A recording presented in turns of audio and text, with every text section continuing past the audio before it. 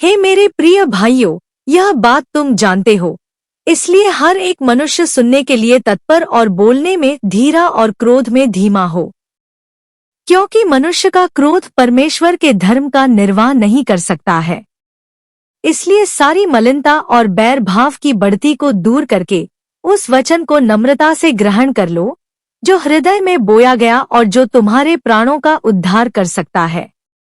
परंतु वचन पर चलने वाले बनो, और केवल सुनने वाले ही नहीं जो अपने आप को धोखा देते हैं।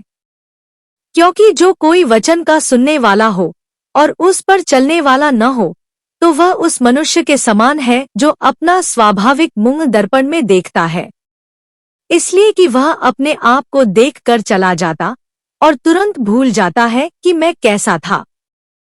पर जो व्यक्ति स्वतंत्रता की सिद्ध व्यवस्था पर ध्यान करता रहता है, वह अपने काम में इसलिए आशीष पाएगा कि सुनकर नहीं, पर वैसा ही काम करता है। यदि कोई अपने आप को भक्त समझे और अपनी जीभ पर लगाम न दे, पर अपने हृदय को धोखा दे, तो उसकी भक्ति व्यर्थ है।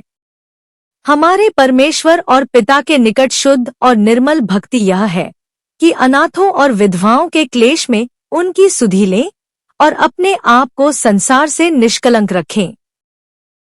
गरीब और अमीर, दीन भाई अपने ऊंचे पद पर घमंड करे और धनवान अपनी नीच दशा पर, क्योंकि वह घास के फूल की नाई जाता रहेगा।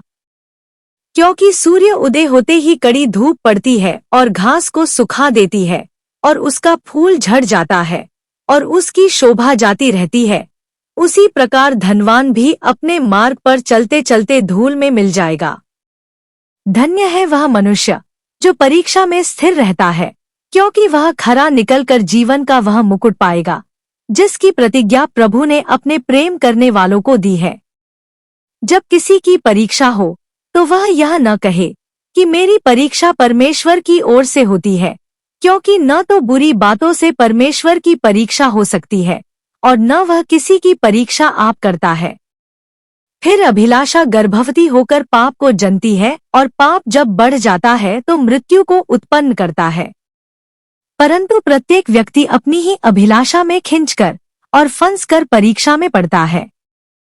हे मेरे प्रिय भाइयों, धोखा न खाओ, क्योंकि हर एक अच्छा वरदान और हर एक उत्तम दान ऊपर ही से है और ज्योतियों के पिता की ओर से मिलता है, जिसमें न तो कोई परिवर्तन हो सकता है और न अदल बदल के कारण उस पर छाया पड़ती है।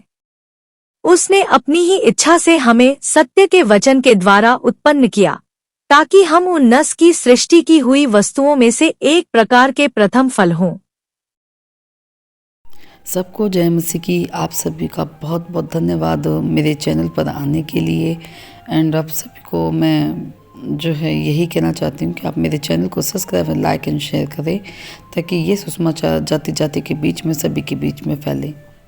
एंड आप सभी पर प्रभु की महिमा और सदा बनी रहे आप सभी पर। And God bless you. And मेरे चैनल को सब्सक्राइब लाइक एंड शेयर करना ना भूलें। Thank you so much.